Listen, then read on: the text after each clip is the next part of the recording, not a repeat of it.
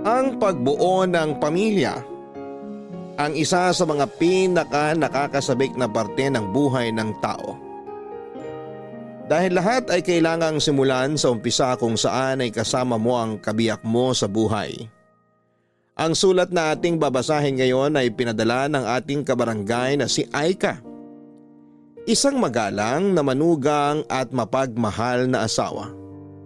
Isang babaeng umasa na magsisimula sila ng kanyang asawa kung saan silang dalawa lang ang magkasama. Pero dahil sa mga hindi inaasahang pangyayari ay may mga planong hindi kaagad nasunod. Kinailangan nilang tumira pansamantala sa bahay ng mami ng kanyang asawa. Maayos naman sa umpisa ang pakikisama niya sa pamilya nito. Pero para kay Aika, iba pa rin ang nakabukod silang mag-asawa. Dumating naman ang oras na nagawa nilang bumukod ng bahay pero nandun pa rin ang pakiramdam na parabang nakatali pa rin sila sa pamilya nito. Paano nga ba makukumbinsi ni Aika ang asawa niya na mag-focus ito sa kanilang pamilya? May mali nga ba sa gusto niyang mangyari para sa kanilang pamilya? Masyado na nga ba siyang nagiging makasarili? Gusto mo na bang malaman kung bakit mas pinili ni Aika na bumukod silang mag-asawa ng bahay? Handa ka na bang mainis at maiyak sa kwento ng buhay niya?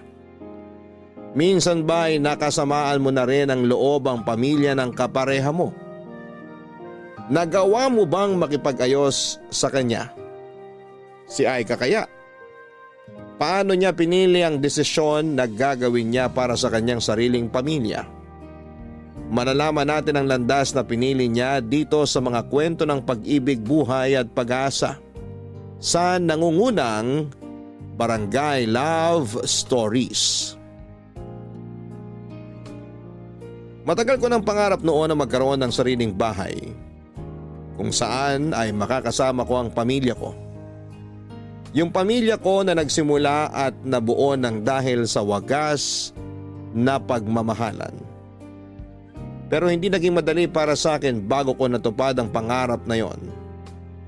Napakarami ko ring pinagdaan ng pagsubok para lamang masabi ko na tuluyan na kaming naging masaya ng pamilya ko. Dear Papa Dudut, itago niyo na lamang po ako sa pangalang Aika. 37 years old at nakatira dito sa Cavite. Ang pakikinig sa radyo ang halos araw-araw na libangan ko dito sa bahay. Lalo na kapag wala akong ibang kasama. At kailanman ay hindi naalis sa inyong istasyon na Barangay LS 97.1 ang radyo namin. Pinaka-paborito ko rin ang programa ninyo na Barangay Love Stories. Dahil palaging may life lesson na naiiwan ng bawat istorya na inyong iniere. At sana'y makapag-iwan din ng aral sa ating mga tagapakinig ang kwentong ito ng buhay ko. Nakilala ko ang first boyfriend ko si Ponzi sa isang church service. Maraming taon na ang nakalipas. Sa unang beses pa lamang na nagkwentuhan kami ay magana ang loob ko sa kanya. Kaya nga nasundan pa ang araw na nagkita at nagkasama kami. Nauwi yon sa ligawan, nasundan ng ilang taon na relasyon. At nauwi sa planong pagpapakasal, Papa Dudut.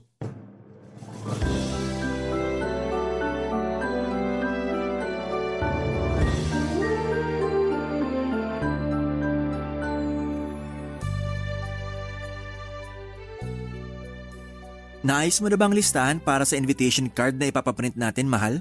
Oo, ayos na yun. Na-double check ko na rin kagabi yung listahan. Sige, isasabi ko na sa pag-send ng email mamaya dun sa supplier na nakuha natin. Okay. Mahal, tumawag nga pala yung pinsan ko. Nagre-request siya na kung pwede raw tayo magdagdag ng vegetable dishes sa menu natin sa reception. Vegetarian kasi siya. Walang problema.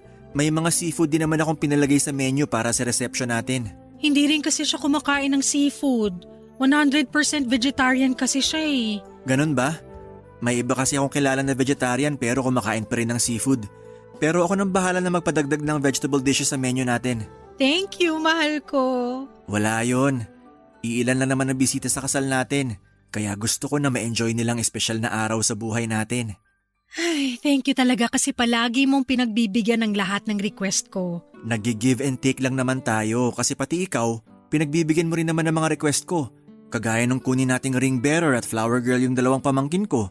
Tapos pumayag ka rin na isama natin sa bridesmaids yung dalawang pinsan ko. Kilala ko naman sila, kaya ayos lang din sa akin. Oh, magmerienda muna kayo. Nagluto ako ng ginataang bilo-bilo para sa inyo. Ilalagay ko na tong tray ng pagkain dito sa lamesa at kumuha na lang kayo, ha? Ayan, sakto.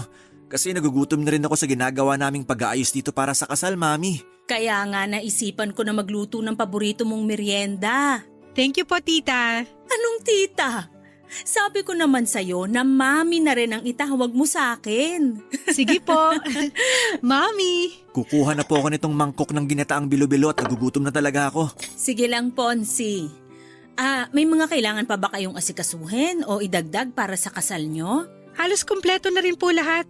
Hindi rin naman po kasi sobrang daming iimbitahan namin sa kasal kaya kaunti lang din ang dapat na asikasuhin. Maganda nga yung ganyan na pamilya at ilang kamag-anak at kaibigan lang ang invited. Para hindi na rin kayo masyadong mapagod sa pag-aasikaso ng lahat. Ay, ano palang balak nyo pagkatapos ng araw ng kasal nyo? Ang ibig kong sabihin, saan nyo balak na magstay habang hindi pa pwedeng tirhan ng bahay nyo? Napag-usapan na po namin ni Ponsi ang tungkol dyan. Uupa po muna kami ng apartment para sa aming dalawa. Tama po si Aika, Mami. May nakita na rin po ako na apartment na malapit lang din sa opisina ko. Mangungupahan pa kayo? Opo, pero yung mura at maliit na apartment lang po ang balak naming upahan pansamantala. Para rin po makatipid kami kahit paano sa gastos. Kung nagtitipid pala kayo, bakit hindi na lang muna kayo dito tumira sa bahay natin? Mas makakatipid kayo kaysa umupa pa kayo ng apartment. Tapos kapag naayos na yung bahay na pinapagawa nyo, saka kayo lumipat doon. Pwede naman po pero ang napag-usapan po kasi namin ni Ponsi, uupa na lang muna kami ng apartment para hindi kami sumiksik dito sa inyo. Ay malaki tong bahay namin kaya wala kang dapat alalahanin. Wala rin namang ibang gagamit ng kwarto ni Ponsi kapag umalis siya, kaya dumito na lang muna kayo. Kesa magbayad kayo ng pang-upa sa apartment, idagdag nyo na lang yung pambayad dun sa pinapaayos nyong bahay. Alam mo, mahal, tama si Mami. Dito na lang muna tayo sa bahay namin pagkatapos ng kasal natin. Magre-resign ka na rin naman sa trabaho mo, di ba? Oo. Sakto. Hindi ka mabobore dito sa bahay kasi makakasama mo si Mami at ang mga kapatid ko kapag nasa trabaho na ako.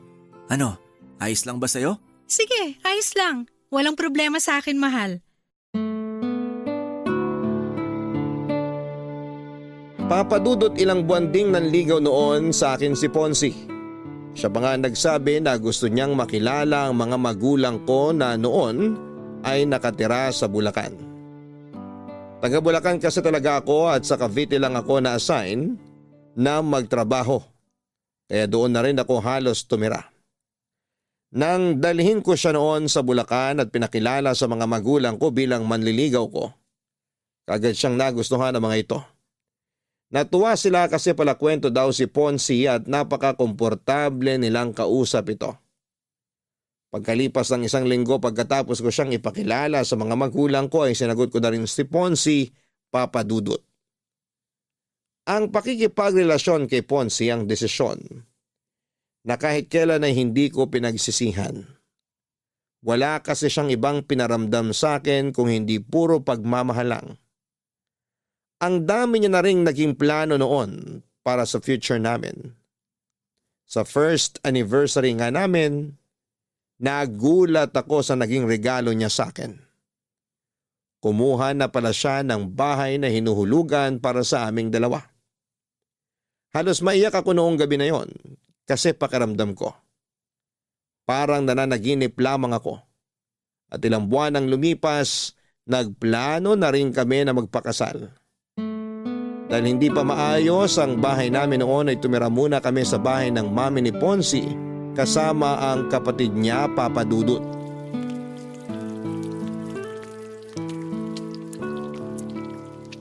Ayan. Malapit nang maluto tong piniprito kong itlog. Ang bango naman ng niluluto ng asawa ko. Anong mabango rito? Pritong itlog lang to. Hindi pala yan yung mabangong naaamoy ko. Ikaw pala yun, kaya pala lalo ako nagugutom. Paamoy nga ulit ako sa asawa ko. Mahal, tigilan mo nga yung pag-amoy na ginagawa mo sa leeg ko. Baka umuwi na si Mami at makita niya tayo. Ano naman kung makita tayo ni Mami? Mag-asawa naman tayo eh. Mahal, nakakahiya pa rin. Tsaka amoy pawis na ako kasi ang dami kong niluto para sa almusal natin. Ang aga mo ngang nagising, mahal. Hindi na kita namalayang umalis sa tabi ko. Naghihilig ka pa kasi kanina nung magising ako. Tapos ayan, nakapagluto na ako ng tosino, sinangag at itong mga sunny side up egg. Teka, ilalagay ko lang tong luto ng itlog sa plato. Napakasipag naman talaga ng mahal ko. Pero nahirapan ka bang makatulog dahil sa paghilig ko? Hindi ka naman malakas humilik, mahal. Huwag ka mag-alala. Akala ko napupuyat kita dahil sa lakas ng hilik ko eh. May oras na nagigising ako sa madaling araw pero nakakatulog din naman ako kagad. Kapag gano'n na nagigising ka ng dahil sa hilik ko, tapikin mo lang ako kahit sa braso. Kahit ilang tapik pa hanggang sa maalimpungatan ako tumigil sa paghilik. Basta wag mo lang akong sasampalin ng malakas ha. Grabe ka naman! Hindi ko naman kailangan gawin na sampalin ka pa para lang huminto ka sa paghilik mo. Baka lang kasi naiinis ka kasi nga napuputol yung sarap ng pagtulog mo. Nasanay naman na ako kaya hindi mo kailangan na mag-alala ng ganyan. Masasanay ka talaga kasi araw-araw na tayo magtatabi sa kama. Teka, magbabanyo lang pala muna ako. Sige, patapos naman na ako rito. Ipagtitimpla na rin kita ng kape mo. Okay na siguro tong 5 pritong itlog para sa amin? Ilalagay ko na sa lamesa tong plato ng mga pinrito kong itlog. Ang bilis namang uminit sa labas ngayon, oh. Oh, Aika. Hi, Mami! Saan po kayo galing? Sa Zumba session sa may clubhouse. Kapag ganitong araw ng linggo, maaga talaga akong pumupunta doon para magpapawis. Kaya po pala nung gumising ako kanina, nakita ko po kayong lumabas ng bahay. Oo, maaga rin kasi talaga kaming nag-uumpisa para hindi gaanong abutan ng sikat ng araw. Kung gusto mo, pwede ka ring sumama sa akin doon. Magandang exercise ang Zumba para sa katawan natin. Naku, wala po akong hilig sa mga Zumba o exercise pero sige po. Sasama po ako minsan kapag sinipag ako. Sakto rin po ang uwi niyo kasi katatapos ko lang po magluto ng almusal natin. Naku, hindi pala kita nasabihan tungkol sa almusal ng mga anak ko. Bakit po? May mali po ba sa niluto ko? Ay, yung dalawang nakababatang kapatid kasi ni Ponzi, magkaiba sila ng gustong luto sa itlog. Yung isa, gusto niya na puro egg white lang. Yung bunso ko naman, gusto niya na yung egg yolk lang ang para sa kanya. Kaya kailangan na magkahiwalay ang prito ng egg white sa egg yolk. Since luto na to mga to, hindi po ba pwede na ihiwalay na lang natin yung egg yolk sa egg white? Naku, hindi nila kakainin kapag ganun ang ginawa natin. Pero sige, ako na lang ang magpiprito mamaya ng para sa kanila. Sigurado naman ako na hindi pagising yung mga yon. Kukuha lang ako ng pamalit kong damit para makaligo na rin muna ako.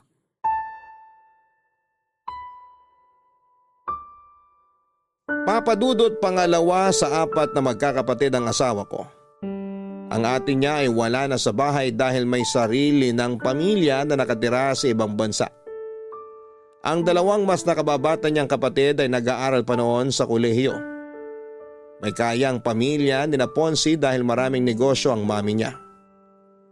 Malaki rin ang bahay nila kaya may sarili kaming kwarto ng asawa ko. Pero sa totoo lang, ayoko sa ideya na doon muna kami mag-stay sa kanila pagkatapos ng kasal namin. Ang gusto ko kasi talaga ay magkaroon kami ng solong bahay ni Ponzi. Kaya nga naiyak ako sa tuwa noong malaman ko na kumuha na si Ponzi ng bahay para sa aming 2. Isang foreclosed na bahay ang nakuha ni Ponzi, pero marami ang kailangang ayusin doon. Kaya medyo natagalan talaga ang pag-aayos niya doon. Kaya naman wala akong naging choice kung hindi ang pumayag na doon muna tumirapan samantala sa bahay ng mami niya pagkatapos ng kasal namin. Magkasundo naman kami ng mami ni Ponzi, Papa Dudut. Hindi lang talaga ako sanay na maraming kasama sa bahay. Siguro kasi solong anak ako ng mga magulang ko. At nang lumipat ako sa Cavite para magtrabaho ay solo ko rin ang apartment na tinitirhan ko noon. Pero nang tumira ako sa bahay ni na Ponzi, sobrang nanibago ako, Papa Dudut. Ang dami kasi namin sa bahay at hindi rin ako sanay na may ibang tao na inaasikaso. Tapos ay pumayag pa ako na mag-resign sa trabaho kaya palagi lang talaga akong nasa bahay. Advice din kasi ng OB ko na tutukan ang pag-aalaga sa katawan ko para mabigyan ko na kaagad ng anak ang asawa ko. Ang sabi naman ni Ponce, pansamantala lamang yon. Sa oras na maging tuluyan ng maayos na ang sariling bahay namin, lilipat na kami kaagad doon. Kaya naman wala akong nagawa kung hindi ang sumang-ayon na lamang sa kanya. Iniisip ko na lamang na maswerte ako kasi mabait ang biyenan ko.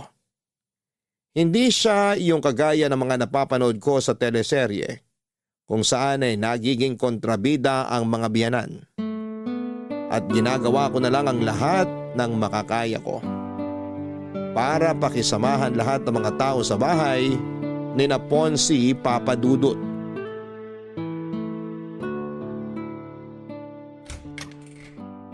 Ay, buti na lang wala masyadong traffic pa uwi. Mabuti naman at nakauwi ka na, mahal. Akala ko nga maiipit pa ako sa traffic kasi Friday ngayon. Oo nga, tapos araw din ng sweldo kaya ina-expect ko rin na mas late ka pang makakauwi. Gusto ko na nga matapos ang meeting namin kanina kasi naantok na rin talaga ako. Nagugutom ka ba? Hindi, Sigurado ka? Pwede ko namang iinit yung dinner namin na tinola kanina. busog pa ako. Kasi umorder din ng pizza yung manager namin kanina. Kaya may pagkain kami habang nagmi-meeting. Yun talagang dahilan kung bakit inantok ako. Kasi nabusog ako dun sa pizza. Ay, makahiga nga muna dito sa kama natin. Sandali lang, ikukuha muna kita ng pambahay. Mamaya na. Huwag ka munang umalis dito sa tabi ko. Hindi ka ba muna maliligo o magpapalit ng damit? Mamaya na. Payakap muna ako sa asawa ko. Ito, yayakapin kita ng sobrang higpit. Ay, ang sarap naman talaga ng yakap ng asawa ko. Nakakawala ng pagod. Gusto mo yung massage kita? Mamaya na lang, mahal. Mas gusto ko magpahinga dito sa mga yakap mo. Bakit nga pala gising ka ng ganitong oras? Pasado 11:00 na rin ah. Ang totoo, kanina ko pa rin gusto magpahinga pero hindi ako makatulog. Bakit? May masakit ba sa'yo? Masama ba pakiramdam mo? Walang masakit sa akin at ayos lang din ang pakiramdam ko. Ano lang, nasa kwarto kasi ngayon ng bunsong kapatid mo yung mga kaibigan niya. Mga kaklase niya yata yun. Ah, oo. Mga kaklase niya nga yun. Nabanggit ni Mami kahapon na may kailangan silang tapusin na research paper, kaya mag-overnight sila dyan. Masyado ba silang maingay kanina? Medyo maingay nga sila. Puro lalaki kasi sila doon sa kabilang kwarto tapos ang lalakas pa ng boses nila. Nag-video game pa nga yata sila kasi ang lakas ng sound ng TV nila doon. Hindi ko nga alam kung nagawa ba nila yung sinasabi mong research paper nila. Pasensya ka na sa kanila, mahal. Medyo maingay talaga sila kapag magkakasama. Okay lang naman pero sana naisip nila na may iba pa silang kasama dito sa bahay. Katabi pa naman natin yung kwarto nila kaya rinig ko talaga yung mga ingay nila. Gusto mo ba nakausapin ko yung kapatid ko bukas? Wag na! Hindi naman na kailangan kasi tumahimik naman na sila bago ka dumating. Tsaka hindi lang siguro ako sanay na may ganun kaingay sa gabi. Siguro nga, mahal. At kapag naulit pa yung pag-iingay nila ng 10 oras ng gabi, kakausapin ko na talaga siya. Pero wag mo siyang aawayan kasi baka magkaroon kayo ng issue ng dahil sa akin. Oo, hindi ko gagawin yan. Alam mo naman kung gaano ako kahinahon kapag may gusto akong ayusin na gusot sa ibang tao. Pwede rin naman nasanayin ko na lang muna ang sarili ko sa ingay nila. Minsan lang naman sila pumunta dito sa bahay, 'di ba? Kapag sem break nila, mas madalas sila dito sa bahay, mahal. Ganun ba? Sige, mukhang kailangan ko na rin talagang masanay sa ingay nila. Pasensya na talaga, mahal. Basta kapag naulit pa to, kakausapin ko ng kapatid ko para hindi nila maistorbo ang pagpapahinga mo. Papa Dudut, bukod sa naninibago ako, Dahil may mga ibang kasama kami sa bahay, nahirapan din akong makisama sa mga kapatid niya. Dahil mga estudyante pa sila ng panahon na yon. Nakakalimutan nilang may iba silang kasama sa bahay na hindi sanay sa ingay nila.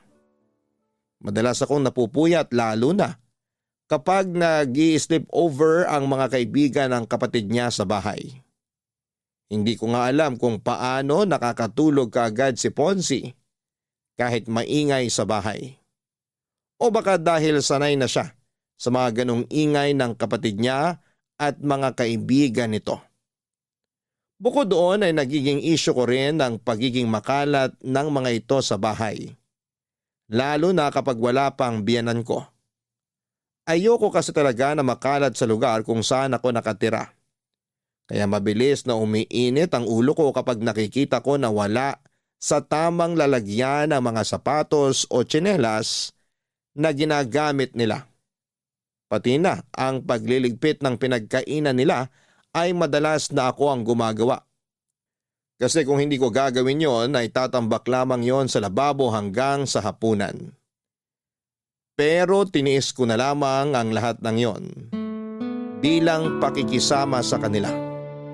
Hanggang sa dumating ang panahon na sa wakas ay nagdalang tao na rin ako, Papa Dudut.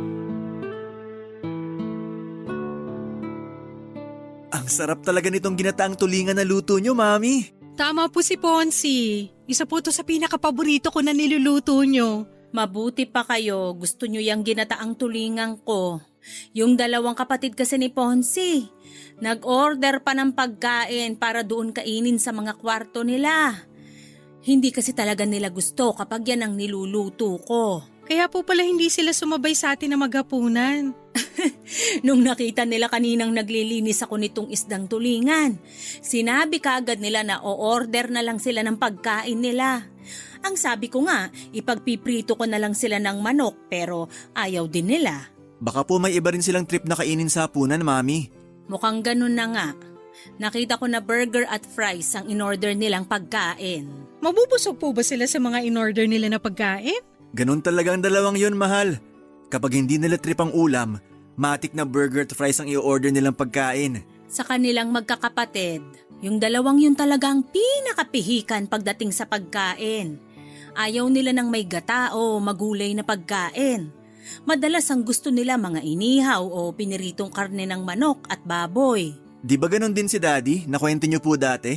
Oo, doon talaga sila sa daddy mo nagmana na hindi rin palakain talaga ng gulay.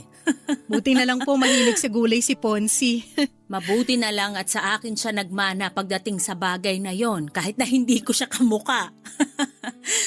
Ay, kamusta nga pala yung check-up mo kanina? Maayos naman po, Mami. Wala naman po nakitang problema ang ubigay ko sa pagbubuntis ko. Mabuti naman. Ilang buwan na nga uli yan? 5 months na po. 5 months pa lang pala yan. Pero parang masyado ka na yatang malaki, Aika. Po? Ano pong ibig niyong sabihin, Mami? Parang ang bilis mong tumaba. Mukha naman pong sakto lang ang laki ng katawan ni Aika, Mami. Normal din naman daw po ang weight niya, sabi ng doktora niya kanina. Nako, minsan hindi yun basta nakikita sa timbang. Magugulat na lang kayo sa next follow-up check-up niya. Kailangan ng bantayan ng mga pagkain ni Aika. Nung magbuntis kasi ako, hindi talaga ako lumobo ng sobra. Halos tiyan ko na nga lang ang lumaki sa akin nun. Nakita ko nga po yung ibang picture niyo nung pinagbubuntis niyo yung bunsong kapatid ni Ponzi. Grabe, ang payat niyo pong magbuntis talaga. Hindi kayo sobrang tumaba o kahit na manas man lang? Sexy talaga magbuntis si Mami. Lahat ng mga pregnant photos niya, parang hindi siya buntis kapag tinakpan ang tiyan niya. Mahilig din kasi kung mag-exercise kahit buntis ako. Kaya nga ikaw, Aika, sumama ka na sa akin minsan sa clubhouse kapag Sabado at Linggo ng umaga. May mga light Zumba session naman sila para sa mga buntis na kagaya mo. Pwede nga yun, mahal, no? Sabi naman ni doktora kanina, pwede ka ng mga light exercise. Makakatulong din daw yun para hindi ka mahirapang manganak. Ayun naman pala! May advice na rin sa'yo ang doktora mo kaya sumama ka na sa akin sa Sabado. Ipapakilala kita dun sa mga kumari at kaibigan ko. Sigurado ko na mag-i-enjoy ka rin kapag nasubukan mo ng isang beses. Wala po kasi talaga akong hilig sa ganyan. Subukan mo lang, mahal. Feeling ko mag-i-enjoy ka rin kapag nakasanayan mo na. Tingnan mo si Mami, mas mukhang bata kaysa sa edad niya. Nakakabata naman kasi talagang kahit na anong klase ng exercise. Kaya samahan mo na ako kahit minsan lang na magsumba, ay ka. Sige po, Mami. Sasamahan ko po kayo sa Sabado. Papadudot nung una talaga ay sinubukan ko rin na isuggest kay Ponce na kumuha muna kami ng pansamantalang apartment. Kasi ayoko talaga sa ideya na doon kami tumira sa kanila. Pero nang sabihin niya na malaki ang matitipid namin, kung doon muna kami sa biyenan ko ay wala na akong naisip na pwedeng idahilan para hindi sumang-ayon sa kanya. Tama naman kasi ang sinasabi niya na malaki ang matitipid namin. Malapit kasi ang bahay nila sa opisina kung saan siya nagtatrabaho. Kaya wala talaga akong choice kung hindi ang pakisamahan ng lahat ng kasama namin sa bahay. Kaya lang, mula nang magbuntis ako ay parang lalong kinailangan kong magdagdag ng mahabang pasensya sa bahay na yon. Naging madalas kasi ang pakikialam ng biyenang ko sa pagbubuntis ko. Pati na ang paglaki ng katawan ko ay pinupuna niya. Kahit pa ilang beses na naming sinabi na normal naman ang timbang ko. Samantalang ang mga magulang ko ay bihirang magbigay ng kahit na anong paalala na alam nilang pwedeng makaapekto sa damdamin ko. Bilang isang buntis, nagiging emosyonal talaga ang isang babae. Mabilis kaming mainis, masaktan o maiyak. Kaya naman ilang beses kong pinigilan na magpakita ng kahit na anong inis sa tuwing kaharap ko ang biyenang ko na may sinasabing hindi masyadong maganda, Papadudot. Papadudot, ang mami halos ni Ponce ang kasama ko sa ilang buwan ng pagbubuntis ko. Malayo kasi ang mga magulang ko kaya minsan lang silang makadalaw sa Cavite. Pero madalas naman silang tumatawag para kumustahin ako. Laking pasasalamat ko na lamang din at nagsilang ako ng napakalusog na baby. Nang makauwi kami sa bahay ni na Ponce, naging maasikaso naman kahit papaano sa akin ang mami niya. Ayun nga lang, napipilitan akong sumama kay mami ng ilang beses sa pagsusumba niya sa clubhouse. Kahit na hindi ko to nai-enjoy talaga. Kasama rin namin si baby na noon ay pinapasyal at pinapaarawan naming saglit. Hindi man ako kasing payat ni mami, hindi naman ako sobrang taba pagkatapos kong manganak noon. Pero palagi niyang pinapaalala na kailangan ko pa rin ng mga light exercise.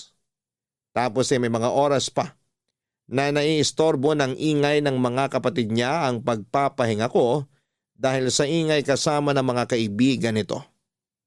Mabuti na lang, mas malalim ang tulog ng baby ko kaya hindi ito kaagad nagigising.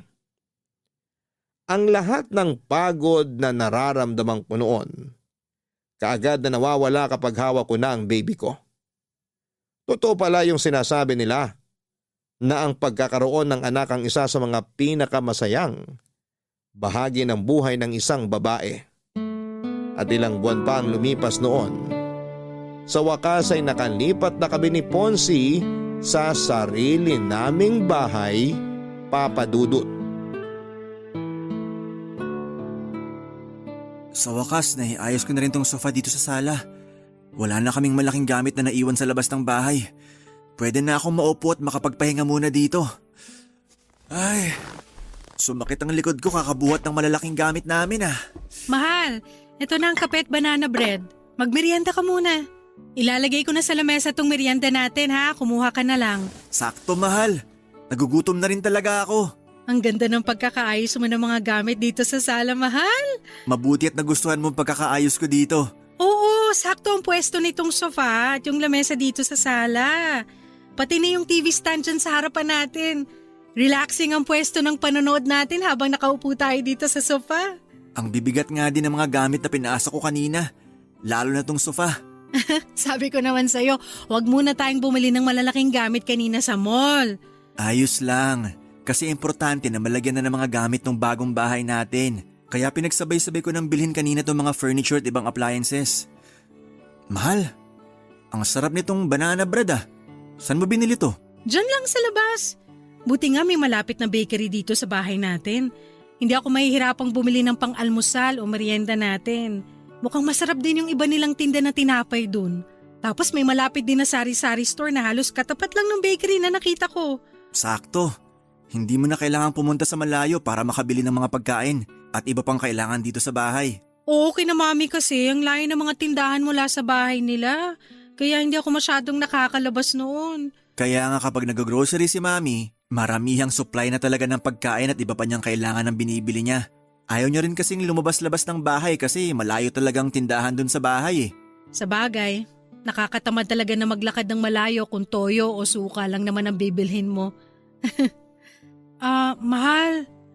Pasensya na pala kung hindi na ako nakatulong sa pag-aayos dito sa sala. Ang tagal kasi bago nakatulog ni baby sa kwarto. Ayaw niyang tumigil sa pag-iyak mula nang makauwi tayo galing sa mall. Narinig ko nga. Mukhang naninibago pa rin siya hanggang ngayon dito sa nilipatan natin. Pangatlong araw pa lang din kasi natin ngayon, kaya sigurado kung nakakaramdam pa rin siya ng pagbabago sa paligid niya. Pero grabe, ang sarap sa pakiramdam na nakatira na tayo sa sarili nating bahay. Simula pa lang to, mahal. Simula pa lang to ng pagtupad natin sa mga pangarap natin. Oo, sa wakas. Mas nararamdaman ko nang naaabot natin ang mga plano at pangarap natin. Pasensya na, mahal, kung medyo na-delay ng konti ha. Hindi mo kailangang humingi ng pasensya. Dahil alam ko naman na ginagawa mo ang lahat para sa pamilya na to. Basta babawi ako sa inyo ng anak natin, mahal. Ito na ang totoong simula ng pagtupad ko sa mga pangako ko sa iyo bilang asawa mo.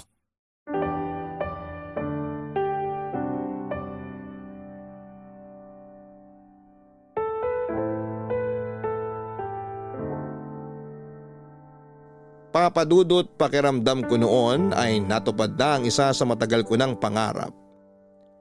Yung makalipat kami ng asawa ko sa sarili naming bahay kasama ang anak namin. Sobrang saya ko talaga at naging maasikaso ako sa mag-ama ko. Bungalow type of house nga pala ang nilipatan namin ni Ponzi. May 2 kwarto, maluwag na sala at kusina. Meron ding gate sa labas, garahe at garden kung saan talaga namang nagsimula akong mag-alaga ng maraming halaman. Maaga rin akong gumigising noon para mag-asikaso kay baby at sa almusal ng asawa ko.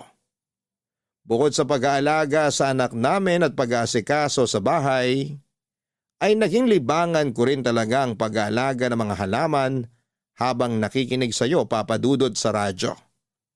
Wala na akong mahihiling pa ng panahon na yon. At akala ko, magtutuloy-tuloy na ang kasiyahan namin na yon. Pero hindi pala.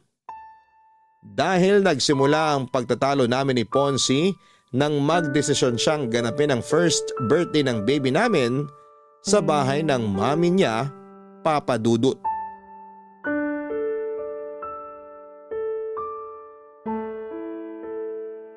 Ang dami namang hugasin dito sa lababo. Makapaghugas nga muna. Mahal? Anong ginagawa mo dito sa kusina? Hindi mo ba nakikita? Maghuhugas ako oh. Oo nga, nakikita ko.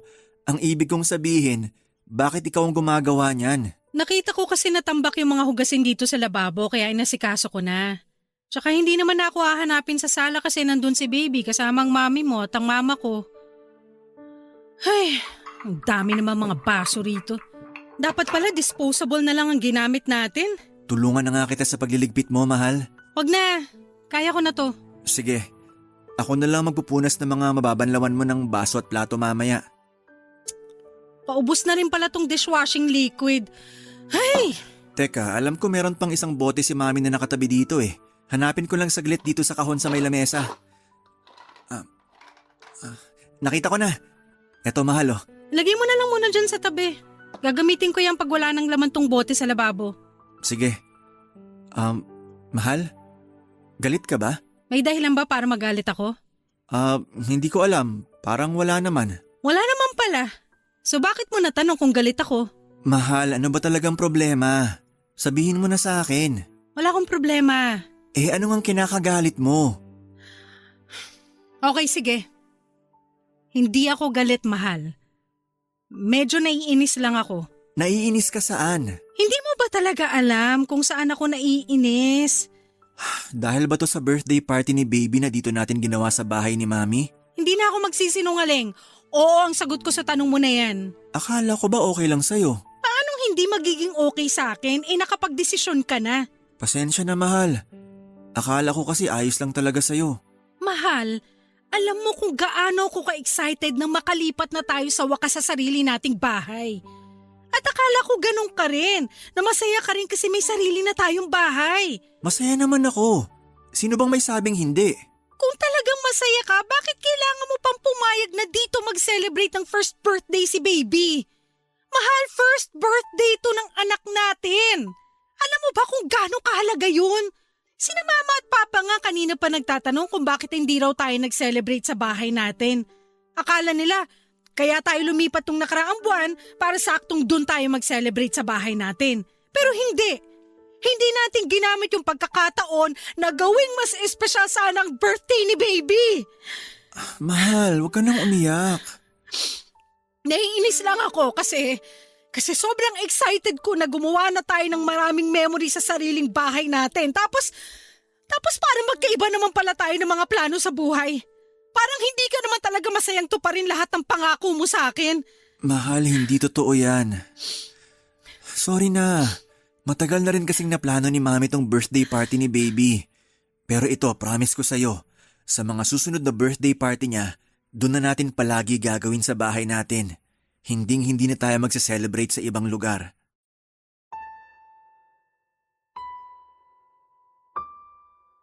Papadudot bago pa man sumapit ang first birthday ng baby namin ni Ponce ay marami na kaagad akong naisip na plano noon. Gusto ko na gawing espesyal ang first birthday party ng baby namin. At syempre gusto ko na gawin yon sa bahay namin.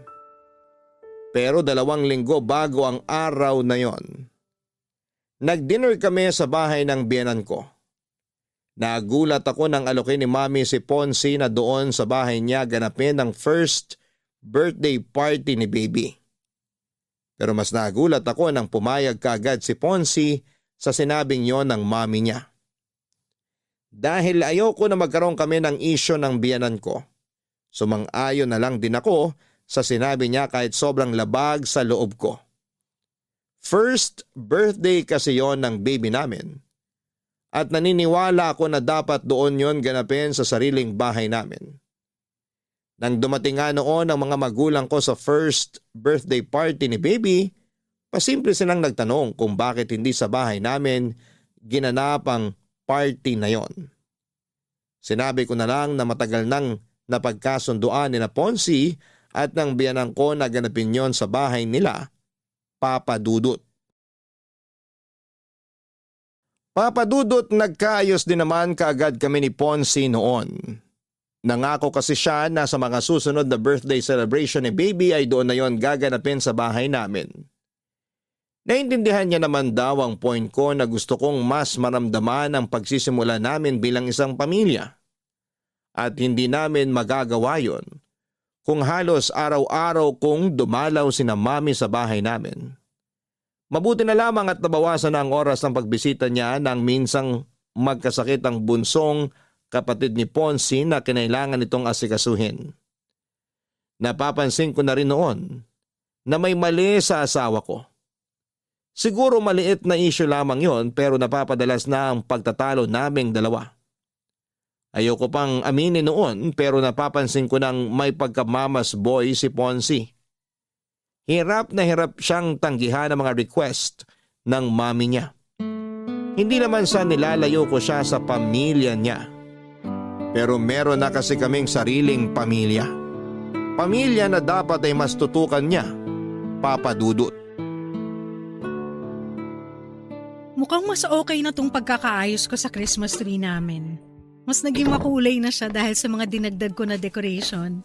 Sa wakas natapos din ako maglinis ng kotse sa garahe. Mahal, tignan mo tong Christmas tree natin.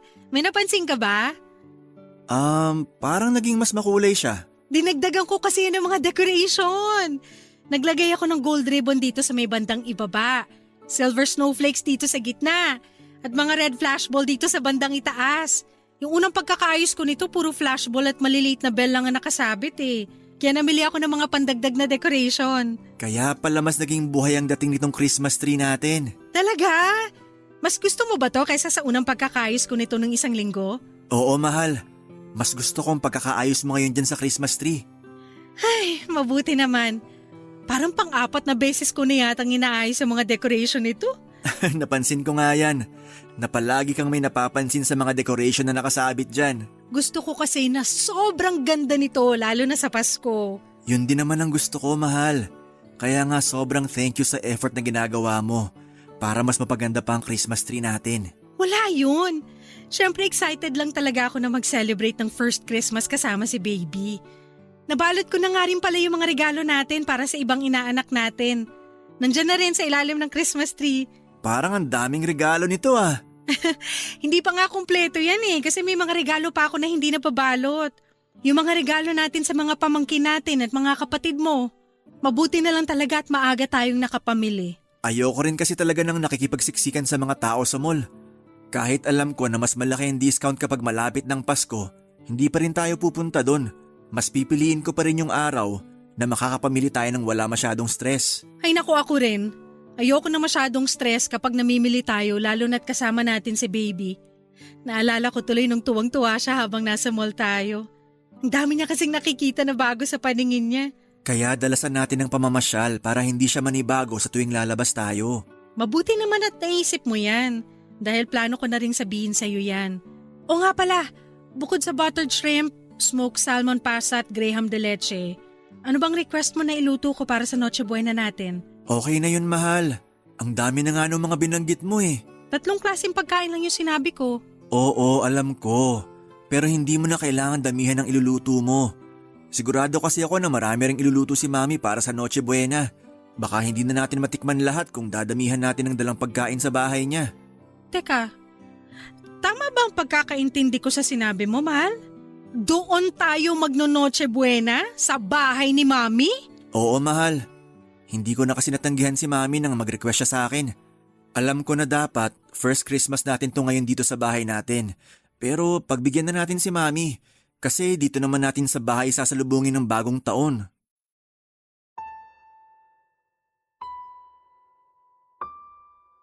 Papadudot na gulat ako nang sabihin ni Ponce na doon kami magpasko sa bahay ng mami niya. First Christmas celebration dapat namin yon sa sarili naming bahay. Pero mas pinili niya na gawin yon sa bahay ulit ng mami niya. Ang nakakainis pa doon, yung paggawa niya ng desisyon na hindi man lang tinatanong kung ayos lang ba sa akin. O siguro'y alam niya rin na hindi ako tatanggi pa, kaya hindi niya na ako tinatanong pa. Sobrang nahirapan talaga akong itago ang inis na nararamdaman ko noon. Gustong-gusto kong awayin ang asawa ko. Pero dahil ayoko na dumating ang araw ng Pasko na hindi kami magkasundo ay pinakalma ko na lamang ang sarili ko. Kahit paano ay kumalma naman ako nang mangako siya sa akin na dito kami sa sarili naming bahay magse-celebrate ng bagong taon. Tinupad naman ni Ponce ang pangako niya na yon sa akin pero ang hindi ko inaasahan noon. Kasama naming sasalubungin ng bagong taon ang mami at mga kapatid niya sa bahay namin, Papa Dudut. Salamat sa pag-aasikaso niyo sa amin ng mga kapatid ni Ponce, Aika. Walang anuman po, Mami. Sana po nag-enjoy kayo sa pagse-celebrate natin ng bagong taon dito sa bahay namin. Siyempre naman, ang sasarap ng mga hinanda mong pagkain. Sabi ko naman po sa inyo, mas masarap na magluto ngayon ng asawa ko eh. Napansin ko rin yan sa dami ng mga nakain ko kagabi. Masarap din po yung mga dala niyong pagkain. Ang dami pa nga pong natira dito sa amin. Ayaw niyo po ba talagang dagdagan yung pagkain na iuuwi niyo sa bahay niyo? Oo nga po, Mami. Ang dami pa pong pagkain na natira dito sa amin. Ayos na yung mga binalot ko kanina at nilagay sa kotse. Alam nyo namang napakaselan ng dalawang kapatid mo. Kapag alam nilang nakailang init na yung pagkain, nawawalan na sila ng gana.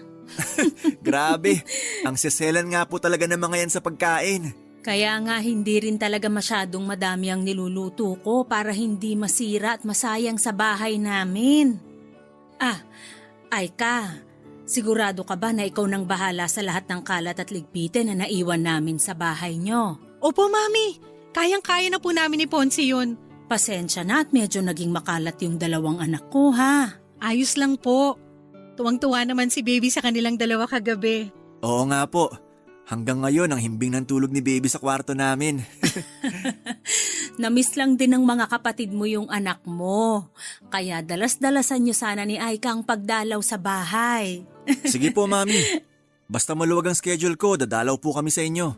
Mabuti naman kung ganon. O sige, pupunta na ako sa sasakyan namin at baka naiinip ng mga kapatid mo doon. Salamat uli Aika ha. Happy New Year sa inyo. Happy New Year din po, Mami. Mag-iingat po kayo. Bye-bye. Ako na magsasara nitong gate. Sige, mauna na akong pumasok sa loob ng bahay. Unahin ko munang linisin itong mga nagkalat na unan at kumot dito sa sala. Mahal, ako na lang magliligpit ng mga pinagkainan natin sa lababo. Ikaw ang bahala.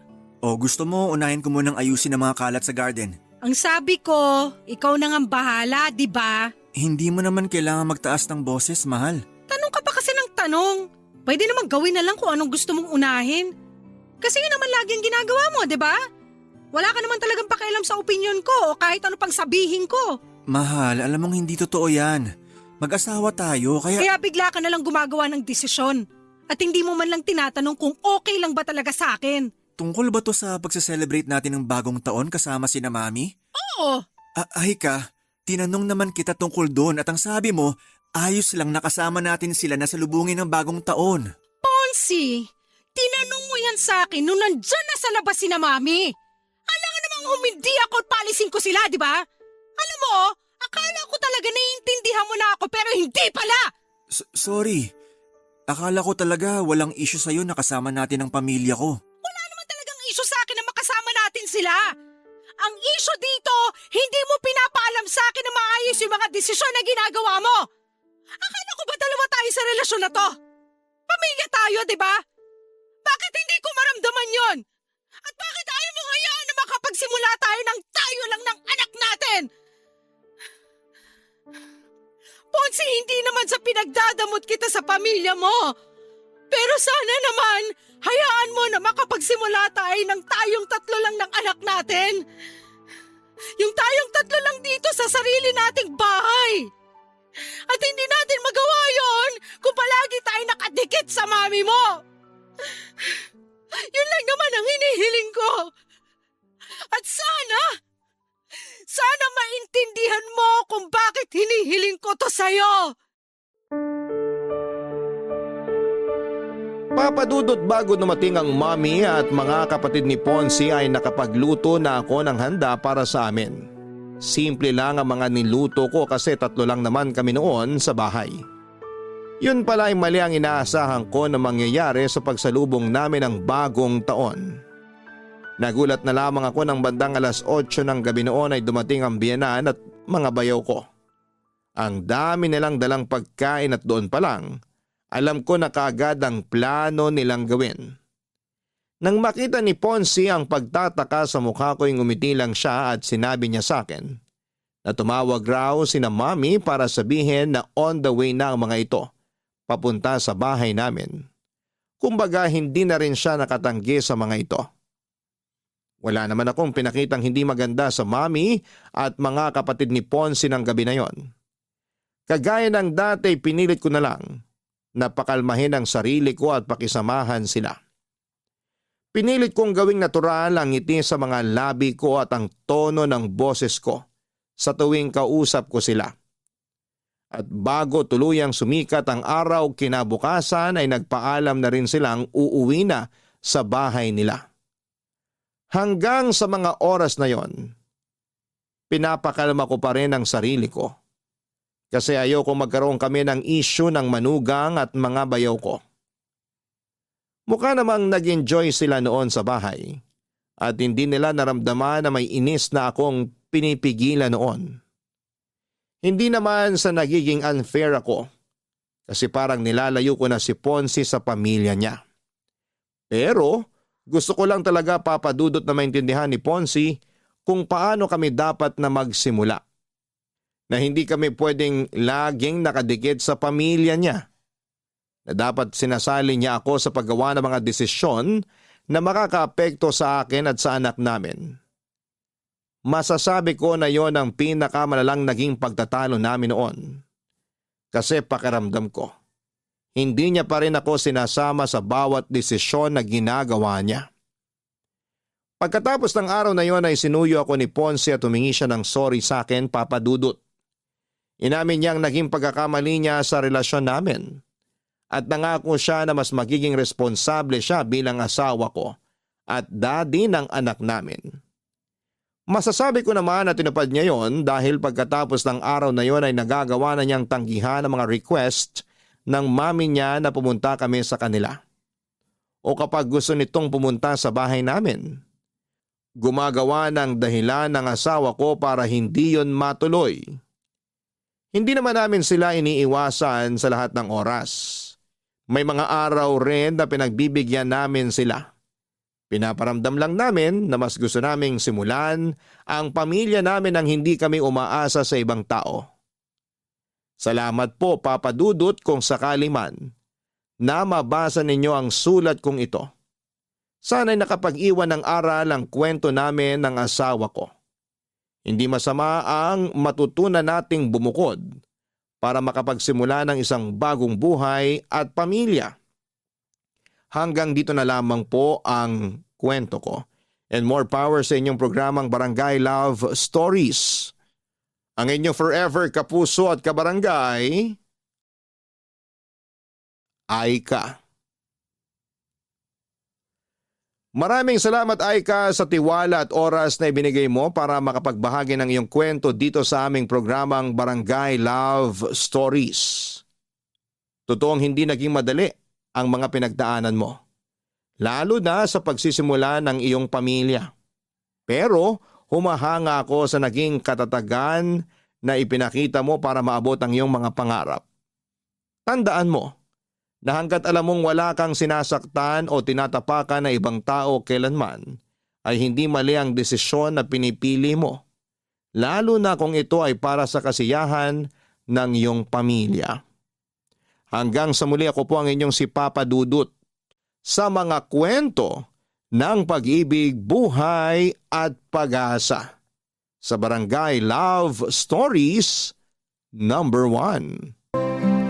Dear Papa Dudut, matagal kong pinag-isipan kung gagawin ko ba ang sulat na ito para ipadala sa inyo. Masakit at masalimuot kasi ang pinagdaanan ko sa mga nagdaang taon na kung maaari ay hindi ko na ito gustong balikan pa. Pero naisip ko na kung hahayaan ko lang na nakatago ang kwento ng buhay ko ay baka mawala nito ng kwenta. Gusto ko kasi na habang nabubuhay pa ako ay magsilbi akong inspirasyon at aral sa mga taong nakikinig sa inyong programa. Tawagin niyo na lamang po ako sa pangalang Shine. 40 years old na ako sa ngayon. Isang edad na hindi ko inaasahan na aabutin ko pa. Isa po kasi akong cancer patient, Papa Dudut, at napunta ako sa sitwasyon kong ito dahil sa mga maling desisyon na ginawa ko noong kabataan ko. Pangatlo ako sa 5 magkakapatid bilang middle child. Ako yung laging kulang sa atensyon, laging napapabayaan, hindi pinapakialamanan. Kaya naman noong nagdalaga ako ay napunta ako sa maling direksyon, napabarkada at naging takbuhan ko sa mga panahong kailangan ko ng pagmamahal at suporta ang mga barkada. Pero sa barkadang sinamahan ko, sa kanila ako natutong magbisyo. 17 years old lamang ako noon nang natuto akong magsindi ng sigarilyo. Hindi ko naman dapat yon susubukan kung hindi lang dahil sa peer pressure. Parang one of the boys kasi ako noon at karamihan sa mga kaibigan ko ay lalaki. Mahilig silang manigarilyo noon hanggang sa sinubukan ko na ito ng isang beses. Huli na noong napagtanto kong meron na rin akong adeksyon sa sigarilyo at dinala ko ang bisyong yon hanggang sa pagtanda ko, Papa Dudut.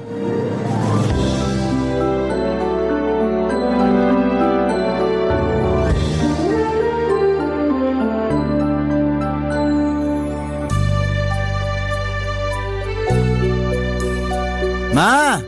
Mama! Kain na po tayo! Punta na kayo rito sa kusina! Nak, ang bango naman ang niluluto mo. Ano yan? Ano pa nga ba? Eh di paborito niyo po. Wow, tinolang manok na pagkarami-raming sayote. Opo, ma. Ay, teka. Ipaghihila ko po kayo ng upuan. Ayan. Upo na po kayo, ma. Salamat, Nak. Ikaw din umupo ka na para makakain na tayo. Mukha pa namang masarap tong niluto mo, oh.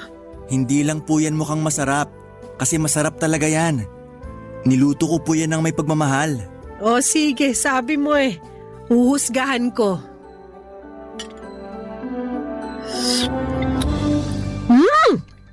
Totoo nga!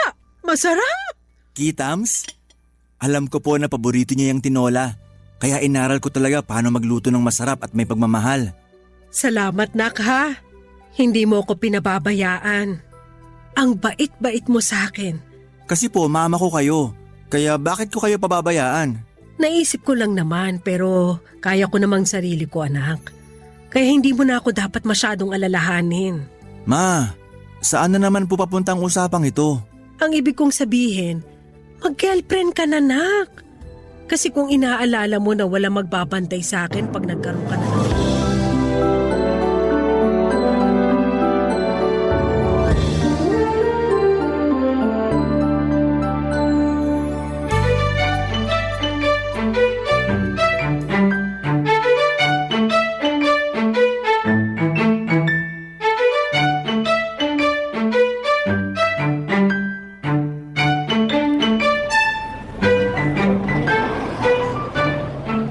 Tagal naman na magsusundo sa atin.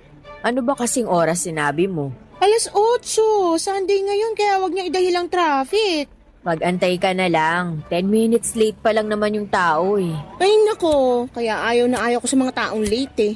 Mona, dito ka nga muna saglit. Bakit? Purong ka dito. Aray, sandali. Wag mo naman akong hilahin. Ano ba ginagawa mo? Gagamitin ko yung likod mo. Ang lakas ng hangin eh. Hindi ako makapagsindi. Ayan, sigarilyo na naman. Kakasindi mo lang kanina. Hayaan mo na. Tagal nung sasakyan natin eh. Wala akong magawa. Eto, Candy, para may ginagawa yung bunganga mo. Uy, salamat. Sakto, hindi menthol tong nabili kong Yossi kanina. Binigay ko yan para may pagkaabalhan yung bibig mo, hindi para ipareha mo sa Yossi. Ikaw talaga. Kaya ka nasasabi ang bad breath eh. Kasi laging usok bunganga mo. Excuse me, hindi ako bad breath no. Mabango bunganga ako kahit araw-araw ako naninigarilyo. Kahit amuin mo pa. Ew, yuck! Ang baho nga!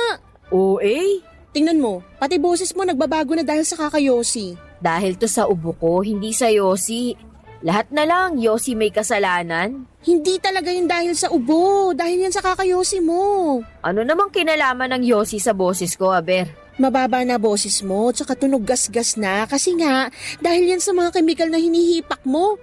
Isang kahaba naman kasi ng sigarilyong nauubos mo araw-araw. Malamang magbabago talaga boses mo. Doktor ka? Paano mo naman nalaman yan? Huy, common sense lang yan. Mabuti nga sana kung vocal cords mo lang yung apektado, ay paano yung lungs mo? Huwag kang mag-alala, matibay tong baga ko. Sabihin mo sa akin yan ha, after 10 years kapag maayos pang paghinga mo. Parehong-pareho talaga kayo ng nanay ko. Ang dami niyong pagkakatulad. Tulad naman ng ano? Pareho kayong nagger. Lahat na lang napapansin, lahat pinagbabawal. Concern lang naman kasi kami sa kapakanan mo. Matanda na ako. Alam ko kung ano ang tama at mali. Alam ko rin kung ano ang bawal at hindi. Sure ka ba? Kasi mukhang hindi naman eh. Alam mong masama sa kalusugan yung paninigarilyo eh. Pero sige ka pa rin. 13 years na ako nagyoyosi. Mukha ba akong mamamatay na? Tingnan mo nga, mas malakas pa ako sa kalabaw. Nakakatakbo pa nga ako eh. Gusto mo, lakarin na lang natin yung pupuntahan natin? Tingnan natin kung sinong masihingalin sa ating dalawa, ano? bahala ka dyan. Mamamatay na lang talaga ako dahil sa kakayosi mo eh. Uy mo talaga. Totoo naman. Marami ng cases ngayon ang nagkakaroon ng lung cancer dahil sa secondhand smoking. Akala mo ba ikaw lang apektado sa usok ng sigarilyo mo? Hindi, damay din ako no. Tuwing magkasama kaya tayo, lagi ko nalalanghap yung yosi mo. Eh di dun ka sa faraway para di ka magka-lung cancer. Uy, tapos alam mo ba, isang beses napagkamalan ako ng boyfriend kong nagyoyosi daw ako. Talaga? Bakit ka naman yung pagkakamalan? Eh malamang, amoyosi kasi ako. Sumakay ako sa sasakyan mo nung time na yun eh. Eh, yung sasakyan mo, sa halip na air freshener, usok ng sigarilyo na aamoy. Eh anong sinabi mo? Eh, sinabi ko na ikaw kasama ko. Ayun, nagets naman agad niya. Sira ulo talaga yun. Nakakabit na yung pangalan mo sa sigarilyo. Sa sobrang kaadikan mo dyan, kulang na lang, yan na rin kainin mo araw-araw. Oo na, ako na ang rina ng sigarilyo. Happy ka na? Eh, saka na lang ako magiging masaya kapag tinigil mo ng bisyo mong yan na mukhang imposible nang mangyari. Mas posible pa yata ang pagputi ng uwa kaysa magkatotoo yung hiling ko eh. O ito na, papatayin ko na. Gina G ka naman dyan. Papatayin mo kung kailan pa ubus na. Pengi ng pabango. Hindi na kailangan. Kahit maligo ka pa ng pabango, hindi na maaalis ang amoy ng yosi sa katawan mo. Parte na yan ng body scent mo. Sige na, bago pa dumating yung sundo natin. Wala akong dalang pabango. Alcohol gusto mo? Oo, kahit ano na dyan. Noong mga panahong yon ay hindi ko alam na nagsisimula na akong makaramdam ng mga sintomas sa katawan ko. Nagkaroon ako ng ubo na hirap nang gumaling. Ubuing bata talaga ako, Papa Dudut, dahil simula pagkabata ay mahina na talaga ang immune system ko. Kaya na mga nagkaroon ako ng ubo na hindi gumagaling ay hinayaan ko na lamang ito dahil nasanay naman ako. Nataon din na flu season noon at sunod-sunod ang mga taong nagkakaroon ng ubot sipon. Kaya hindi ko ito pinansin masyado. Hindi nagtagal ay nagsimula akong makaramdam ng pagkahingal. Dati na akong madaling mapagod dahil nga sa pagsisindi ko ng yosi. Pero noong mga time na yon ay mas lumala pa ang paghihingalo ko. Minsan kahit nakahiga at nagpapahinga ay para akong tumatakbo ng ilang kilometro sa bilis ng paghahabol ko ng hininga ko. Ganon pa man ay hindi pa rin yun naging rason para magkaroon ako ng pagkabahala. Nagpatuloy ako sa buhay at nagpatuloy pa rin ang pagiging chain smoker ko. Papadudot, sigarilyo na ang naging best friend ko simula noon. Kapag masaya, stress o kinakabahan ay palagi akong nagsisindi. Kapag gusto kong magpahinga bago matulog at pagkagising sa umaga, habang nagkakape ay laging may nakaipit na stick ng sigarilyo sa pagitan ng mga daliri ko. Nakaka-addict kasi ang nicotine na dala ng sigarilyo. Sa pamagitan noon ay kinakalma nito ang sistema ko. Lagi nga akong pinagsasabihan ng mga kakilala ko dahil minsan ay nasosobrahan na ako sa paghit-hit ng sigarilyo. Pero lagi kong sinasabi na lahat naman ng tao ay mamamatay din, kaya sinusulit ko na lamang ang buhay ko sa pamamagitan ng paninigarilyo.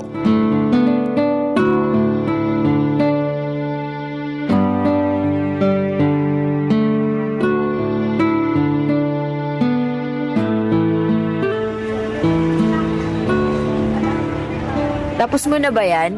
Kung ayaw mo na, ako na uubo sa ulam mo. Tapos na. Kainin mo na, sayang. Okay, salamat. Hanggang ngayon, inuubo ka pa rin? Taglamig eh. Alam mo namang sakitin ako kapag ganitong malamig ang panahon. Matagal na yan Hindi ka pa ba nagpapacheck up? Ano namang ipapacheck up ko? Yang ubo mo malamang. Sus, ubo lang to. Gagastos ako para sa ubo lang. Hey, bahala ka. Mamaya mauwi yan sa pneumonia. Kahit kailan talaga, napaka-overthinker mo. Masyado kang advance mag-isip. Baka mabukulan lang ako. Iisipin mo na agad, cancer. Mas maganda na yung mag-overthink kesa maging pabayaan, no? At least kapag praning ka, malalaman agad kung may sakit ka o wala. Kung wala, di very good. Paano kung meron? Wala akong sakit. Ubo lang to. Sus, the whole year inuubo ka? Chill ka lang. Masyado ka namang concerned sa akin eh. Pabot nga ng tubig. Kasi bilang kaibigan, may paki ako sa kalusugan mo. Oh, ayan yung tubig. Salamat. Katulad nga ng lagi kong sinasabi sa'yo, kaya ko na ang sarili ko. Okay lang yung maging concern ka pero yung mga simpleng bagay, hindi mo na kailangang ipag-alala pa. Sarap talaga ng malamig na tubig. Minsan kung ano pa yung akala nating mga simpleng bagay, yun pa ang pinagmumula ng malalaking problema. Yung kaibigan ng tita ko akala nga niya simpleng kagat lang yung nasa binti niya nun eh. Hinayaan niya hanggang sa nagka-impeksyon, lumala. Tapos diabetic pala kaya ayun, pinutol yung binti. Iba naman kasi yun, pabaya yung tao eh. Yan ginagawa mo, hindi pagpapabaya? Hindi, umiinom naman ako ng gamot eh. Hala, sige, Yossi. Kakatapos ng kumain, Yossi agad. Dessert ko to. Hindi mo ba alam na masarap magyosi kapag busog? Bawal magyosi rito. Matagal na akong kumakain sa karinderyang to. Pwedeng magyosi dito. Inuubo ka na nga, magyosi ka pa. Ilang taon na ba tayong magkaibigan? Hindi ka pa ba sanay sa akin? Ay, hindi ka pa ba nagsasawa dyan? Wala namang mabuting dulot yung paninigarilyo mo eh. Maraming dulot to para sa akin. Palibasa, hindi mo gets kasi hindi ka naman nagsisindi. Hindi ko kailangan magsindi niyan. Mabubuhay ako kahit hindi ako nagyoyosi. Pwes ako, hindi. Amin na nga yan. Mona, bakit mo kinuha yung yosi ko? Amin na. Itigil mo na to. Masama to para sa baga mo. Ayan. Alam mo ba kung magkano yung yosing sinayang mo?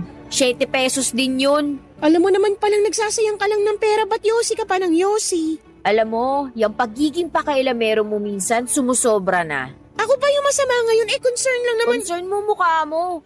Alam mo namang yosi na lang yung isang bagay na pinagkakagastusan ko, pakikialaman mo pa ako? Yung pagiging gastador mo sa mga branded na damit at bag, pinakikialaman ko ba? Hindi naman, 'di ba? Oh, ba't ka galit? Nakakainis ka eh. Magkaibigan tayo, oo. Pero may boundary yun. Hindi porket best friend na kita, may karapatan ka nang gawin yung ginawa mo. Aba, sorry ha, kung gusto ko lang namang mapahaba yung buhay mo. Sorry kung ayaw kong makita kang pinapatay mong sarili mo. Hindi naman nakakamatay ang isang stick eh. Hindi nga, pero kung pinagsama-sama mo lahat ng stick ng sigarilyong nahit-hit mo, daig mo pang nag-iipon ng tali para magpatiwakal. Gusto mo na bang mamatay ng maaga? Eh di mamatay na ako mamatay. Bakalis na nga. Teka, saan ka pupunta? Shine! Bibili ng yosi. Sandali, hintayin mo ako. Hindi ko naman sinasadyang awayin si Mona noong mga time na yon, Papa Dudut. Alam kong concern lamang siya sa kalusugan ko. Kaya lang ako nainis at nagalit sa kanya ay dahil alam kong may katotohanan ang mga sinabi niya sa akin. Nag-away man ay nagpatuloy pa rin naman ang pagkakaibigan namin. Lagi pa rin niya akong sinusuway sa paninigarilyo ko. Pero wala rin naman siyang nagagawa dahil hindi ko rin naman siya sinusunod.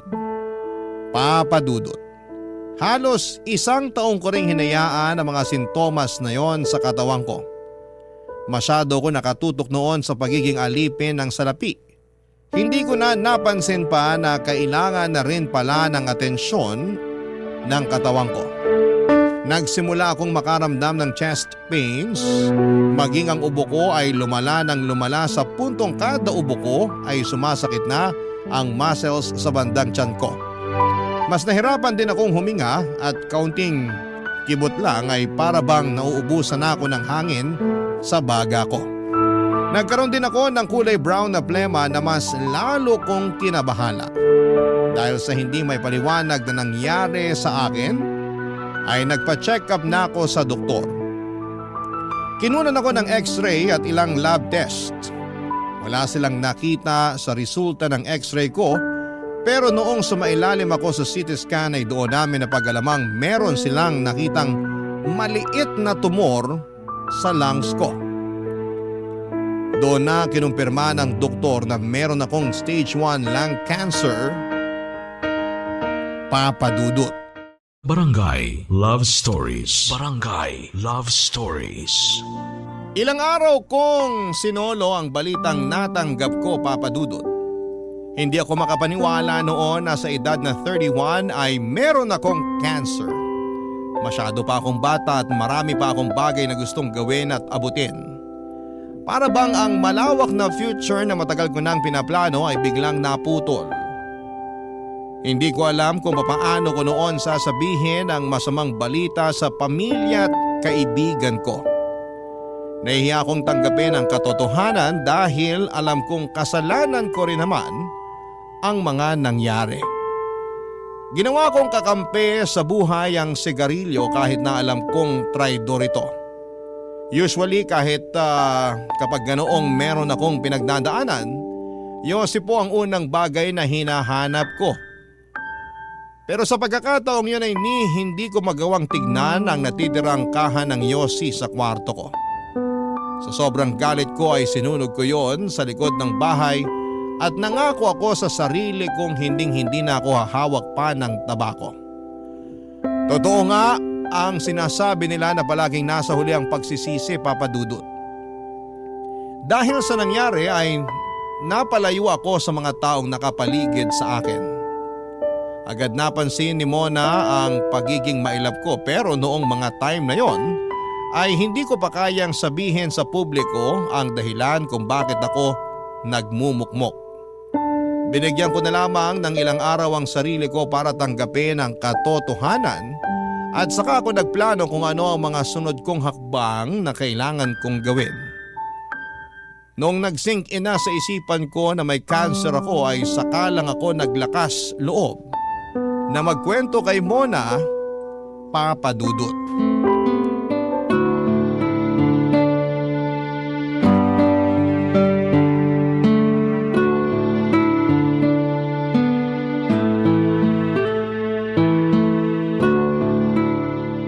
Eto, Juice. Magmerienda ka muna.